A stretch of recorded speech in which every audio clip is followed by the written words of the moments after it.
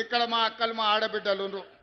అక్కలు పండుగ నాడు అమ్మగారింటికి పోవాలన్నా లేకపోతే అమ్మవారిని దర్శించుకోవాలన్నా ఇంటి ఆయనను కన్న కొడుకునో కిరాయి పైసలు అడిగే పరిస్థితి.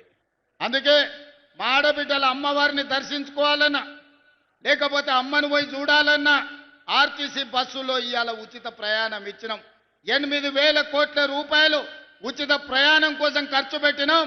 దానికి మీ అభిమాన నాయకుడు ఇక్కడి శాసనసభ్యుడే పొన్నం ప్రభాకర్ గారి మంత్రివర్గంలో ఈరోజు ఆడబిడ్డలకు ఉచితంగా బస్సు ప్రయాణం. అందరూ అనుకుంటుండొచ్చు మా అక్కలు ఉచిత బస్సులనే తిరుగుతున్నారని.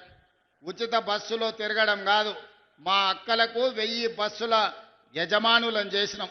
ఇవాళ స్వయం సహాయక సంఘాలు బస్సులు కొని ఆర్టీసీకి కిరాయి పెట్టి వందలాది బస్సులకు ఇవాళ మా ఆడబిడ్డలు యజమానులు అయ్యారు.